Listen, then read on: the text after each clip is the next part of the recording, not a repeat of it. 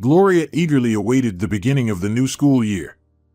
She had been working as a French teacher at a boarding school for quite affluent families for a year, and she really liked it. The school was located in a beautiful remote area away from the city. Pine trees dotted the landscape, and a river flowed nearby. Gloria was fortunate. The small cottage she shared with the geography teacher was right nearby, and at night she fell asleep to the sound of flowing water. She had a favorite class, the students, who were all 12 years old this year. They were cheerful and ambitious, eager to learn, and supported any initiatives from their mentors. They went on hikes, organized concerts, put on plays, and helped organize fairs and festivals. Gloria already missed the kids and couldn't wait for them to return from home. Fortunately, preparing for the new school year kept her busy, and time flew by unnoticed. On the night before the first day of school, Gloria struggled to fall asleep. She was nervous. Not even the sound of the river could calm her. She was very anxious about meeting the students, trying to imagine how they had changed over the summer. In the morning, she woke up long before the alarm clock rang. Realizing she wouldn't be able to sleep anymore, she got up and headed to the shower. The hot streams of water finally woke her up completely. Gloria went downstairs to the kitchen, made herself some cheese toast and brewed coffee.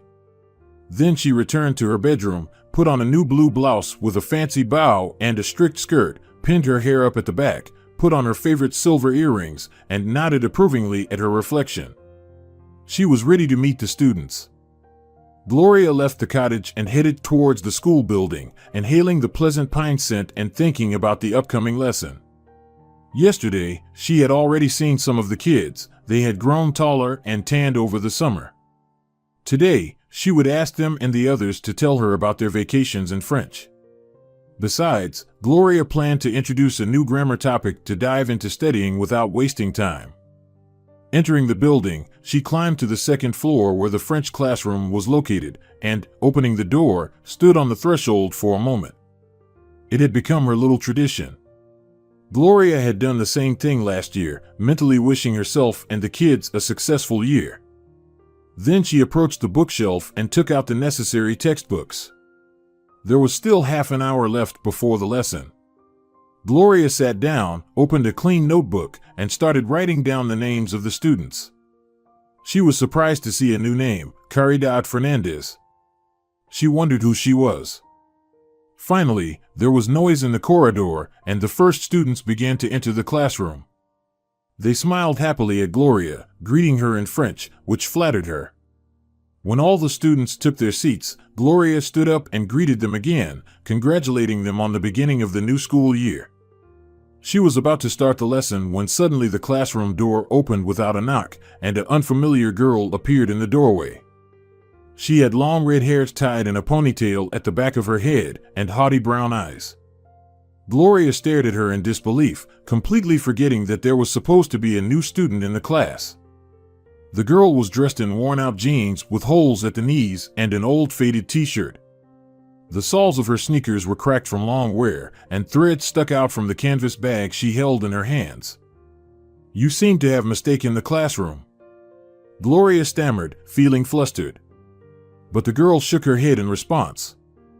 "No, my schedule says I have French class now," she said confidently and added, "My name is Caridad Fernandez. I'm new here." "Oh, yes. I saw your name on the list," Gloria recalled, furrowing her brow. "But why aren't you in the school uniform?" The girl shrugged. "I thought on the first day you could wear anything." With these words, she surveyed the class, which had fallen into surprised silence. The students looked at her, mouths agape. "Where should I sit?" Caridad asked. Gloria pointed to one of the empty seats by the window, and the girl headed towards it. "Is she from the slums?" someone whispered among the students. The others laughed. Gloria didn't like this remark, but she chose not to say anything. She didn't want to be further distracted from the lesson. She went on to ask the students one by one about their summer, asking them to speak in French, but it wasn't easy for everyone. When it was Caridad's turn, she stood up and fluently recounted in French how she had visited Disneyland Paris over the summer and then vacationed on the islands. Gloria was impressed by Caridad's knowledge, but doubted if the girl was telling the truth. The students were also excitedly whispering among themselves. "This can't be true," someone said. "She's lying." "Of course. Just look at her clothes. If her family had money for a trip to Paris, she wouldn't be wearing shabby clothes." Gloria became angry and, tapping the desk with her pen, asked the students to be quiet. "I hope you haven't forgotten that you're in class," she said sternly. "Besides, the rules of our school prohibit such disrespectful remarks towards any of the students. You wouldn't want to be expelled, would you?" The students fell silent. Being expelled because of her? "Never," someone quietly said from the back row. "That was the last warning," Gloria said, feeling annoyance and frustration. This wasn't how she imagined the first lesson of the new school year. When the class ended, Gloria asked Caridad to stay behind briefly. The other students began to leave the classroom. Many of them glanced back, smirking at the newcomer. Caridad responded to them with a cold and feigned indifferent gaze. "Do you want to talk to me about something, Señorita Lazaro?" the girl addressed the teacher. Gloria wearily sat down at her desk. "Caridad, I wanted to ask you not to attend classes in regular clothes anymore." "Of course, Señorita. My uniform just didn't dry in time after washing. I was brought here at the last moment, and—" Gloria nodded understandingly and twirled a pencil in her hand. "Can I go, Señorita Lazaro?" Caridad asked. Gloria nodded, but when the girl approached the door, she stopped her. "Oh, and about your story. You have excellent French." Caridad shrugged as if it meant nothing to her. "My uncle spoke to me in French since I was a child and read me French books," she said in a bored tone and added venomously, "He's just a French fanatic." Gloria raised her eyebrows in surprise. "You don't seem to like your uncle very much, do you?" she asked. "Not after he brought me here," the girl admitted. There was bitterness in her words, and Gloria didn't pry further. "I need to learn more about this girl," she thought. When Caridad left, the teacher neatly stacked the textbooks and headed to the school principal's office. He happened to be in his office, and the secretary informed him of Señorita Lazaro's visit. The principal was available and invited her in. "Today, there was a new student in my class named Caridad Fernandez. She came in shabby clothes. Other kids laughed at her." The principal glanced down, pretending to search for some important document. "Caridad is enrolled with us under special circumstances. She's been granted a scholarship," he quickly said. "But you need to treat her like any other student whose wealthy parents pay for their education." With that, the conversation with the principal ended. The next day, Caridad showed up in her uniform, which also looked far from new, as if it had been handed down from an older sister. The shirt, once white, had turned gray with time, and the vest had developed pills. The skirt was clearly too big for her. Gloria looked at Caridad with pity as she passed by. The other kids looked down on her. Yet, Caridad seemed unfazed, paying no attention to anyone as she took her seat and opened her textbooks. "It smells bad here," murmured the girl sitting in front of Caridad, demonstratively getting up and moving to another seat. Gloria frowned but said nothing. She couldn't understand how to convey to these wealthy kids that clothes weren't everything. Coming from a humble family herself, she never looked down on anyone. Gloria decided to have Caridad give a presentation in French, thinking it might help her earn respect from her classmates. Maybe this will help them start to appreciate her as a person, thought the teacher. But things turned out differently. Caridad gave a brilliant presentation in flawless French, boldly looking at the class. It clearly didn't sit well with anyone, but Gloria's stern gaze kept the students from commenting. However, their thoughts were written all over their faces. They saw Caridad as a show-off and a teacher's pet. The situation escalated with each passing day. Gloria started having trouble sleeping. She lay awake at night, staring at the ceiling, pondering how to help Caridad integrate into the group. She believed that the most important thing in a class was an atmosphere of mutual respect and always tried to maintain it. But with Caridad Fernandez's arrival, everything became very difficult. The tension in the classroom did not contribute to good and productive learning. Then one night, an idea struck Gloria. She decided to go to the city and buy Caridad some new clothes. The next day was Sunday, so Gloria began executing her plan early in the morning. She showered, had breakfast, and set off for shopping. She managed to find an affordable but decent store with teenage clothing and bought simple jeans, a couple of t-shirts, a hoodie, and a cute yellow dress. Then she went to a bag shop and found a nice canvas bag to replace Caridad's old one. Pleased with herself, Gloria went to a cafe and enjoyed a cappuccino and a croissant. Soft French music played in the background, and Gloria drifted off into dreams of Paris. She never got the chance to visit, although she had wanted to when she was in university. Once, she even had the opportunity, but fate had other plans. Gloria sighed heavily and pushed the bitter memories aside. Her thoughts returned to Caridad's story of visiting Disneyland Paris. Gloria shook her head. No, that couldn't be true. Surely Caridad just wanted to impress her new classmates. Unfortunately, the effect was quite the opposite. Gloria suddenly realized that she was constantly thinking about school and her students, and even on her day off, she couldn't get work out of her head. Since when had she become so obsessed with it? Did she have other interests besides French? What about her personal life? Gloria smirked. It had been ages since she had been on a date. And she had ventured into town for the first time in months, and that wasn't even for her own affairs. Gloria sighed again and asked for the bill. Perhaps it was time for a change? She wasn't sure. An old, unhealed wound still ached in her heart. Gloria strolled through the center for a bit, sat by a beautiful fountain, and then headed back to school. She returned closer to evening and went straight to the girls' dormitory. She asked the dorm supervisor where Caridad Fernandez lived, and, when he answered, she headed to the 4th floor. Caridad lived alone. None of the girls wanted to share a room with her. Gloria knocked on the door and, hearing a loud "Come in, it's open," she pushed it open. Caridad was sitting on the bed, her legs tucked under her, reading some book. She didn't look up until Gloria greeted her. Recognizing the voice of the French teacher, Caridad closed the book and got up from the bed. "Sorry, I thought it was someone else," the girl confessed. "But who?" "The cleaners often come to me and ask me to wash dishes in the common kitchen." I thought it was one of them and wondered why she was silent for so long.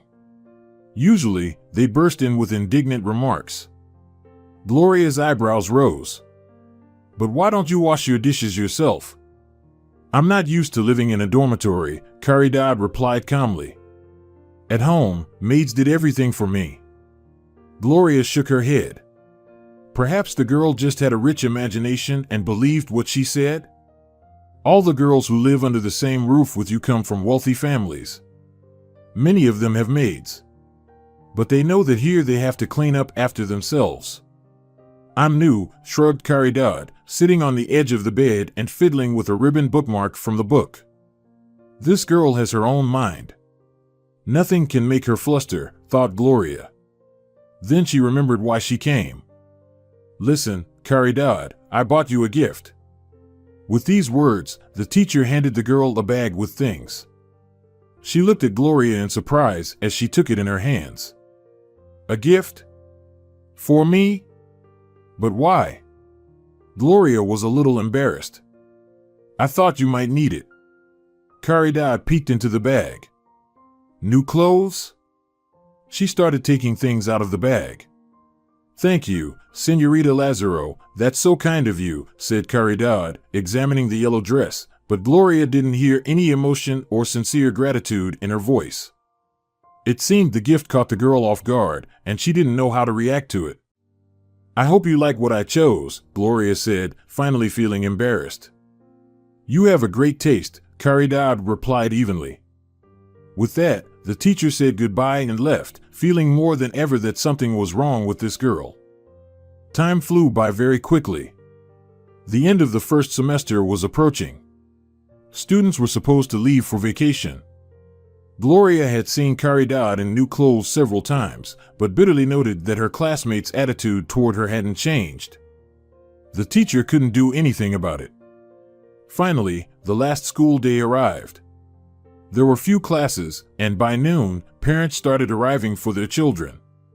Gloria really wanted to see Caridad's family and talk to them about the difficulties the girl was going through. Gloria went to the girls' dormitory and entered Caridad's room to warn her of her intentions. "I don't have parents, they died 2 years ago," the girl said calmly, packing her things. "My uncle will come for me. He is my guardian." Gloria was momentarily stunned, but quickly composed herself and said, "I'm sorry." "All right, then I'll talk to your uncle." Caridad silently shrugged her shoulders. She closed a modest, old suitcase, and together with Gloria, they went downstairs. "Let's wait for my uncle in the parking lot. He should be here any minute," the girl suggested. Gloria nodded, and they headed towards the school's main gates.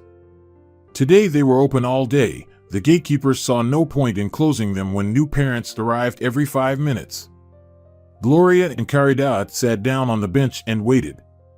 Finally, a luxurious car drove through the gates. Gloria stared at it with all her eyes. It was so expensive and presentable. "That's Uncle," Caridad said with a bored tone, reluctantly getting up from the bench. Gloria couldn't believe her ears. The uncle of a poor student driving such a car? She stood up excitedly. What if Caridad was fantasizing again? The car parked, and a young man got out of it. For a moment, Gloria felt like she had seen him somewhere before, but she quickly dismissed the thought. She didn't have such well-off acquaintances. The man had dark curly hair styled with gel into a fashionable haircut. He was dressed very stylishly, in a shirt of a beautiful mint shade, light blue jeans, and pristine white moccasins. His eyes were hidden behind sunglasses. Gloria stared at the man intently, wondering what would happen next. Caridad also looked at him, but her eyes showed indifference and steadfastness. The man, noticing the girl, headed straight towards her. "Caridad, hey, are you ready to go?" he asked, his tone conveying parental care. His voice seemed painfully familiar to Gloria. The young man tried to embrace the girl, but she pushed his hands away and demonstratively headed towards the car. She didn't take the suitcase. Halfway to the car, Caridad turned around and waved to Gloria. "Goodbye, Señorita Lazaro." Gloria waved back, noticing out of the corner of her eye that the young man was staring at her intently. "Lazaro? Did I mishear?" he asked, taking off his glasses. Gloria looked at him and, for a few moments, forgot how to breathe. "Francisco." Gloria. She had seen him in her dreams for years, and here he stood before her in reality. And how he had changed. Gloria awkwardly adjusted her hair. She looked more than modest against him in her strict teacher's blouse. The color of coffee with milk and classic black pants. She lowered her gaze, but a moment later felt Francisco enveloping her in his arms. "How many years has it been since we last saw each other?" 8 years and 3 months, Gloria whispered quietly. Such precision. "Did you count?" Gloria blushed. She couldn't say that for all those 8 years, she had been trying desperately to forget him. "You left right after my birthday. So I easily counted it all in my head." Francisco laughed. "So, you became a teacher?" Gloria nodded. "French language," she added. "I didn't doubt it," Francisco smiled. He affectionately ran his hand through her hair. Then he hastily withdrew his hand. "Sorry, couldn't resist." Gloria said nothing. She felt tears welling up in her eyes. Suddenly, she felt very sorry for herself, her shattered hopes, and dreams buried under the ashes of time. "And I've never been to France," she blurted out. Francisco looked her in the eyes intently. "Listen, Gloria. Perhaps you wouldn't mind meeting somewhere, talking," he murmured. The girl's heart beat faster. Was he inviting her on a date? "I don't mind," she replied. Francisco nodded, and they exchanged phone numbers. Then he hugged her again in farewell, put Caridad's suitcase in the trunk, got into the car, and drove away. Gloria watched the car for a long time until it disappeared from sight. When she got home, she fell onto her bed and buried her face in the pillow. The extraordinary encounter stirred up half-forgotten feelings in her and brought back memories. When the girl enrolled in the foreign languages department, she didn't yet know which specialization to choose. Students were given a month to ponder, and at its end, large sheets of drawing paper with the names of languages were posted so that everyone could write their surname in the appropriate list. Gloria stood in front of the boards for a long time, still undecided. She liked Italian, French, and even Chinese. What should she choose? Then a tall young man with curly hair approached the boards. He smelled pleasantly of cologne. Gloria looked at him with interest. He was wearing a t-shirt with an image of the Eiffel Tower and simple blue jeans. Taking a marker, he boldly wrote his surname on the sheet under French language. He then smiled at the blushing Gloria and disappeared as suddenly as he had appeared. After this fleeting but exciting episode, the girl had no doubts she too would study French. On the morning of her first French class, Gloria felt oddly nervous. She couldn't decide what to wear, a dress or jeans and a sweatshirt. Settling on a dress, she added a cocoa-colored cardigan and, glancing at the clock, realized she was late. The lesson had already started when the breathless Gloria appeared at the classroom door. "Come in, señorita," the professor said sternly. "But I will ask you not to be late again." Gloria apologized and surveyed the audience. All the seats were taken except one.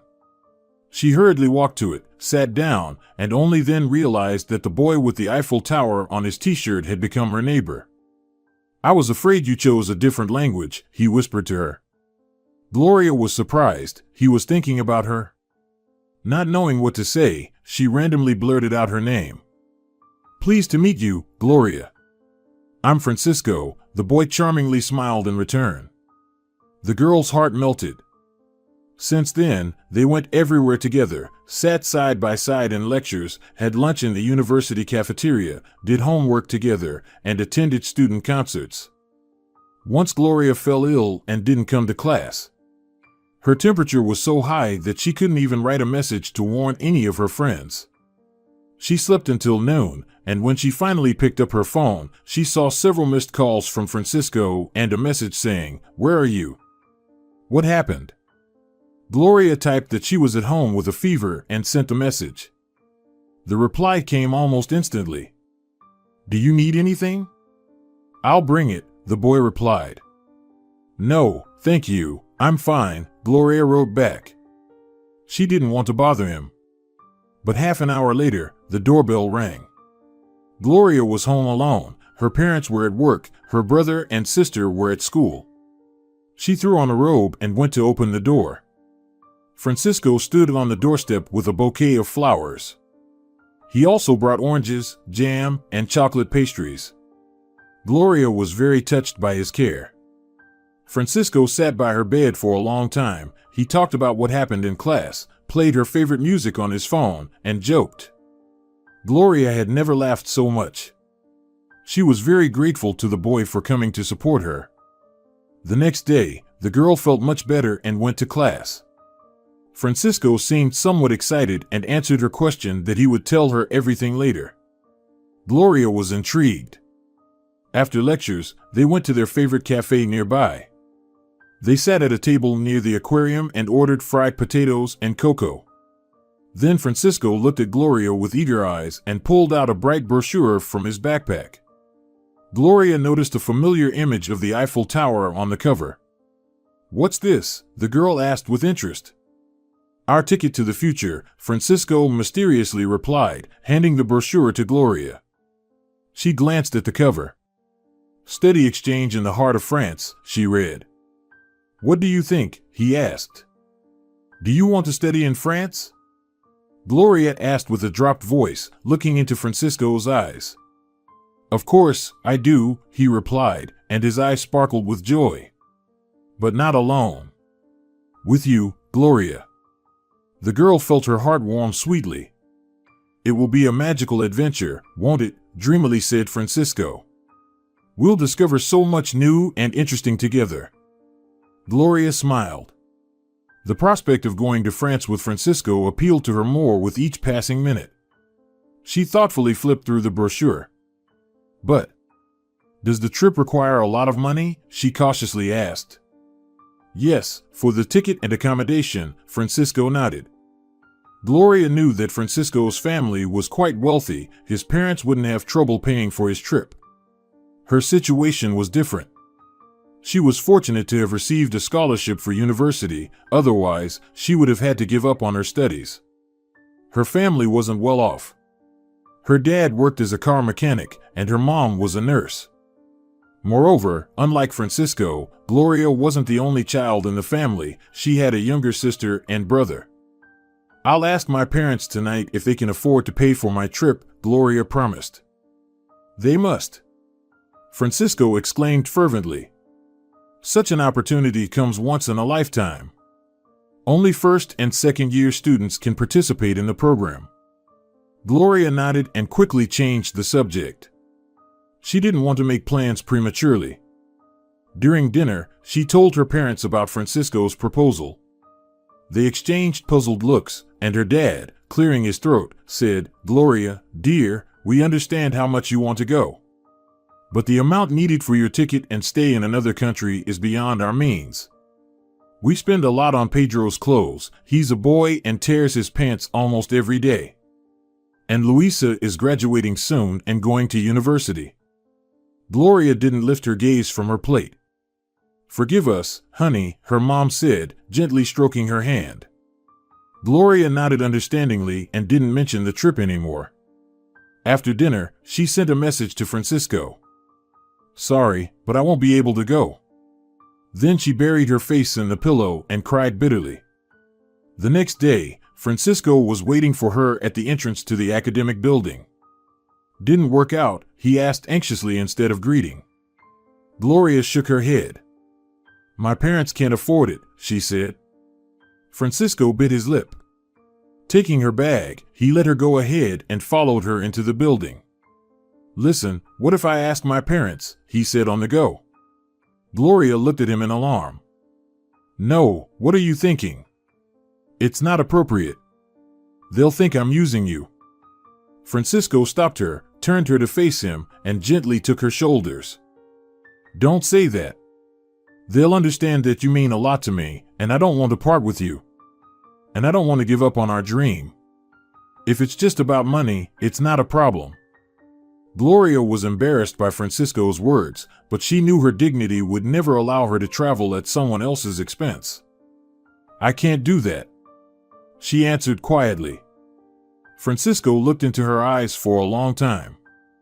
Then, he finally said decisively, Then I'll find a job and earn money for your trip. Gloria was stunned. You do that for me? She asked, amazed. Why not? He replied and gently ran his hand through her hair. I've already said you mean a lot to me. Everyone watched them with curiosity, and Gloria felt completely embarrassed. Francisco leaned toward her ear and whispered, You mean more to me than just a friend. Gloria felt a pleasant warmth spread through her body. She wanted to hug Francisco, but she knew university was not the place for such displays of affection. She held back. Francisco took her hand, and they began to climb the stairs. The young man kept his word and found a part-time job on the same day. Gloria felt uncomfortable that she was causing Francisco so much trouble, but when she mentioned it to him, he just waved it off. It's not a problem at all. I like my new job. This experience will be useful to me. But why do you need experience as a courier? Gloria asked. You dream of something else. You have to start somewhere, the guy shrugged. Every director was at the bottom of the career ladder at some point. Gloria was amazed by his wisdom, and with each passing day, she liked Francisco more and more. Many girls from the faculty admired him, but they all knew they didn't stand a chance. The guy only had eyes for Gloria. There was just over a month left before the trip. The girl told Francisco that she could also find a job somewhere to help him, but he just shook his head in response. I'll handle the financial issue myself, and you'd better focus on your studies. The better your French is, the quicker you'll adapt to the new country." Time flew by very quickly, and 2 weeks before departure, Francisco and Gloria bought tickets to Paris. The girl couldn't believe her luck. Would everything really work out? Would their dream become a reality? "If you really want something, act. It's all in your hands," Francisco said to her, and Gloria looked at him gratefully. If not for him, she wouldn't stand a chance. It wouldn't even occur to her to try. Gloria had been used to making do with very little since childhood. "Imagine, we'll celebrate your birthday, and the next evening we'll be strolling around Paris." Gloria nodded with a smile. Everything was going wonderfully well, and to this day, the girl felt like it was a dream. But a week before her birthday, something happened. Gloria's sister, Luisa, came home from school with a high fever. At night, they had to call a doctor. The doctor examined the girl with concern and said she needed to be hospitalized urgently. Luisa's mom went with her. Gloria wanted to go with them, but her mom reminded her that she had lectures early in the morning the next day. Gloria had to stay home, but she couldn't sleep anyway. She was so worried about her little sister. The news the next day was grim. The fever remained high, and the doctors ordered a thorough examination for the girl. Gloria couldn't sit still, but still went to her lectures. Francisco immediately noticed that something was wrong with the girl. Almost in tears, Gloria told him everything, and the guy hugged her tightly. "All we can do is hope for the best," he whispered. But Luisa was getting worse. Doctors feared the illness was more serious than it seemed. "There's a risk that Luisa will be disabled for life," the doctor sighed sadly, addressing the girl's family. Gloria's mom and the girl herself couldn't hold back their tears. Only their dad held himself together as best he could. "She will need careful care and all your love," the doctor added. There were only 3 days left before the trip and 2 before Gloria's birthday. But the girl couldn't think of anything else. All her thoughts revolved around her sister. Francisco supported his beloved with all his might, without asking any questions. He understood what state Gloria was in. After the examinations, they brought Luisa home. She needed bed rest and care. Someone always had to be by her bedside. Gloria's mom took on this role. She quit her job and spent the whole day sitting beside Luisa, holding her hand. Gloria helped as much as she could. "We won't be able to hire a caregiver," the girl heard her mom say to her dad one day when she came out of Luisa's room to bring her some water. "I don't know how we'll cope after Gloria leaves." The girl sighed. No one in her family even thought that she should give up the trip for her sister's sake. But Gloria herself thought differently. She couldn't be so selfish. Her heart ached when she made the only right decision, in her opinion. A day before her birthday, the girl called Francisco and said she wouldn't go to Paris. The young man silently listened to the sad news. He didn't try to convince the girl, knowing it would be pointless. Gloria hesitated for a long time, but once she made a decision, it became final and irrevocable. "But can we at least celebrate your birthday together?" he asked. "I'm sorry, but I can't leave home. I'm needed by my sister and mom," Gloria replied, almost in tears, and quietly hung up. However, the next morning, someone rang their doorbell. Mom was upstairs with Luisa, her brother was at school, and Dad was at work. Gloria opened the door. Francisco stood on the threshold, holding a huge bouquet of crimson roses. "Happy birthday, my love," the boy whispered and kissed the girl on the cheek. She almost cried with happiness. "I brought not only flowers," Francisco confessed. "We'll have a great celebration of your birthday right here in your kitchen." And without waiting for permission, he headed to the kitchen and started unpacking the bags. There was so much. Salmon sandwiches, olives, chocolate pastries, 4 types of cheese, and other delicacies, the aroma of which made Gloria's head spin with sweetness. "You're making so much effort for me, Francisco," the girl said gratefully. "You didn't have to. It's just a birthday." "Not just a birthday," the boy disagreed. It's your birthday, and you deserve the best. What I brought is nothing. I wish I could give you much more." He sadly looked into her eyes. "I dreamed of showing you the world." With these words, Francisco lowered his head and sighed heavily. "I can't believe that tomorrow I'll fly to Paris alone." Gloria gently hugged him and stroked his hair. "It's not forever. Louisa will recover, I believe in that. And you'll come back to me. And we'll fly somewhere else together." Francisco looked up hopefully. "Promise?" Gloria nodded decisively. "Yes, I promise," she replied. They had a wonderful time, talking and laughing. Then Mom came down to the kitchen, saying Louisa had fallen asleep and stayed with them for a while. Gloria wanted to take her mom's place by her sister's bedside, but she gently declined. "Today is your day. You two better go for a walk in the park. The weather is wonderful." Francisco immediately seized upon the idea. "I'll take the boat and give you a ride, Gloria," he exclaimed. Before the girl could understand anything, the boy was already pulling her towards the door. "Mom, I'll be back soon," she said. It was a wonderful walk, which Gloria later couldn't remember without pain. Francisco was so close, he never let go of her hand, hugged her, and kissed her. When it was time to say goodbye, both couldn't hold back their tears. "I cannot go," suddenly said Francisco, but Gloria covered his mouth with her hand. "You have to go. For both of us. And remember, it's just one semester. And then I'll come back," Francisco finished for her. "You'll wait for me, right?" Gloria nodded. "Absolutely. I'll write to you every day," Francisco vowed. He hugged Gloria tightly before parting. The next day he flew away.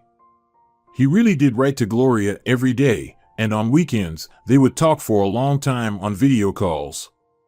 Several months passed. Louisa's condition remained the same. Gloria eagerly awaited Francisco's return. But when he called her before his supposed departure, the girl immediately felt that he wanted to tell her something important. "I canceled the ticket, Gloria," Francisco confessed. The girl's heart sank heavily in her chest. "Why?" she asked. "It's because I was offered a job here," the guy replied. "It's a very promising young company. Can you imagine, they noticed me and offered me a position. Not the highest one, as you understand, but they're willing to pay for my accommodation." "So, you're staying in Paris?" Francisco nodded. "But you'll come to me?" he asked hopefully. Gloria wanted to say yes, but she knew it was impossible. Louise was still very ill. Francisco understood everything without words. They continued to communicate for a while, but gradually their communication faded away. Life had finally separated the two lovers. Gloria's phone beeped. She sighed, opened her eyes, and, pulling away from the pillow, looked at the display. There was a message from Francisco. "I want to see you. Are you free tonight?" "Yes," Gloria replied, feverishly thinking about what to wear. "I'll come by at 7. "Be ready," Francisco wrote. Excited, the girl jumped out of bed and opened the wardrobe. Her eyes fell on a crimson silk dress, which she had only worn once, at last year's school prom. Without further ado, she took it off the hanger and carefully laid it out on the bed. Her hair could be nicely pinned up at the back of her head. Yes, earrings too. In Gloria's jewelry box lay long golden earrings with a scattering of clear zircons, which she inherited from her mom. She wore them at her wedding to her father. The girl tried on the earrings and was satisfied. She could hardly wait for the evening. Exactly at 7, she approached the parking lot and saw Francisco's car emerging from around the corner. Gloria felt a tremor throughout her body.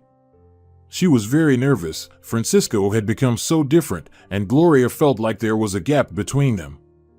What would they talk about? So many years had passed. But the girl's fears were unfounded. As soon as the car pulled into the parking lot, Francisco stepped out and kissed her on the cheek. Gloria noticed that he looked at her admiringly. You look fantastic, the young man whispered. He himself was dressed in a dark suit and a light shirt. Francisco opened the car door for Gloria, and she sat in the passenger seat. The man walked around the car and sat in the driver's seat.